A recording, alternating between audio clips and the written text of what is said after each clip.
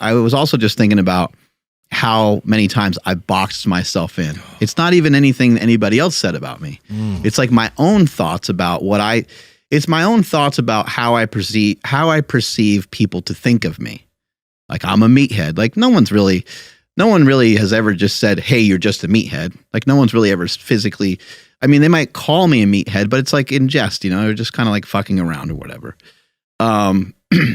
Thinking that I was dumb when I was a kid, like all these things, thinking that I was a jock, like, oh, you're good physically, but not so much mentally. Yep. You're good at these things, but even something as simple as like cooking, you could tell yourself like, oh, I don't know anything about cooking. And it's like, well, maybe that's not true. Maybe you cook actually kind of a decent variety of stuff that you like, that you cook pretty well to your taste buds. Like that's actually a really good start. Yeah. And just thinking like, I was a power lifter and kind of being so entrenched in that, for me, I was lucky because I was a power lifter as a kid and I distanced myself from it for a period of time. And then I came back to it as I was an adult. And when I came back to it, I knew, I kind of just knew better than to get like too deep into it and have it be my only thing. Yeah. Because I already went through professional wrestling, which I basically failed at, and also football. Like I didn't reach my dreams and hopes in football. So I already had two things that didn't really work out the way that I was thinking they would work out in my head. Mm-hmm. And when it came to powerlifting, it was more like, let me just see what the fuck I can do with this. Mm-hmm. This would be interesting. What if football, I got to be honest with myself. I don't think I put everything into it. Yeah. I think I was too young. I wasn't as fired up as I am nowadays, those kind of things. Wrestling, same thing. Wrestling like wasn't my passion. It was my brother's passion. I kind of got into it with him, and me and my brothers, we loved wrestling. And so I wasn't going to be the next Stone Cold or The Rock. When it came to powerlifting, I was like, this is something you were good at as a kid. Mm-hmm. And you've always been pretty good at it. Without a crazy amount of extra effort, you were better than most. So let's see what happens if we fucking, we roll the dice and we kind of bet on this, let's see what's going to happen. And so that's what I wanted to do. I wanted to put my focus there, but I was also grounded because I had a wife. Over a period of time, I had Jake, and then I had Quinn. I had Power Magazine. Then I had Slingshot. I had a lot of shit going on. Mm-hmm. So I wasn't just a power lifter. I wasn't just a meathead. I was also an inventor. I was also a dad. I was also a husband.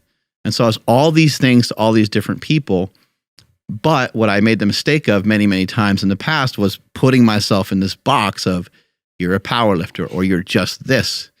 Over a period of time, as I was able to achieve stuff physically, I was like, who the fuck knows? I don't know. Like, maybe I'll be an author one day. I've written 2 books. Maybe who the hell knows? Maybe one day I'll be an actor. I don't know. Mm-hmm. Like, I don't know where this, maybe I'll get into jujitsu more. Like, I don't really know anymore. Now I can honestly say that whatever I get interested in, I know that I'm going to do really well in it. And I know that,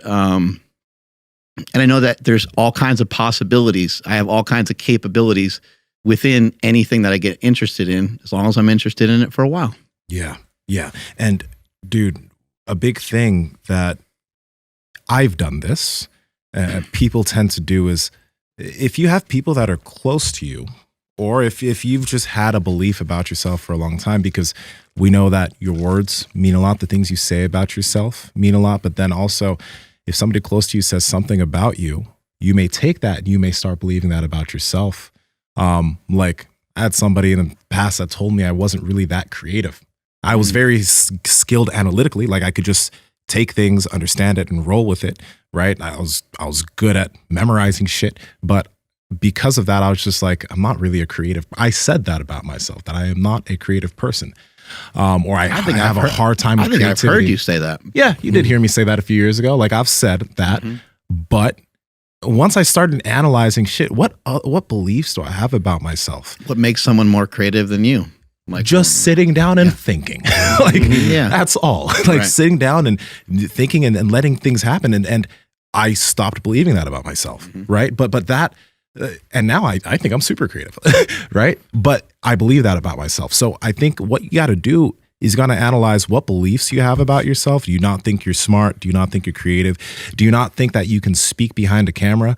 One thing is like, this is another belief I had. When you guys had me come onto the podcast a few years ago, I was like, well, shit, number one, I don't know if I can talk about anything for an hour, but number two, I've had you speak at seminars, stuff like that too. Yeah, exactly. You had me speak at seminars. I was like, bro, what the fuck are you doing this to me, right?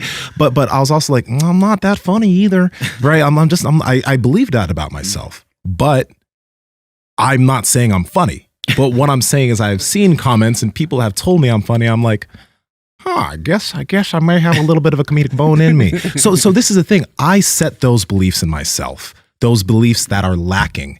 And I had to analyze that and be like, no, I can be this. No, I can be this. And we all need to do that for ourselves because there's no reason you don't need to box yourself in. I was boxing myself in. You were boxing yourself in for certain things too. We got to get the fuck out of that. And those boxes are going to limit us in terms of the things that we really want to do. You won't take a step. Like I remember when you guys asked me to be on the podcast, intrinsically, I was just like, I knee-jerked and said yes.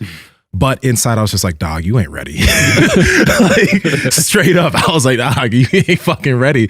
But that was my belief, and it wasn't true. So we gotta really redefine that true. shit. You're not ready. Fuck you. I was like, well, we're still waiting to see how it works out. I'm glad you brought it up.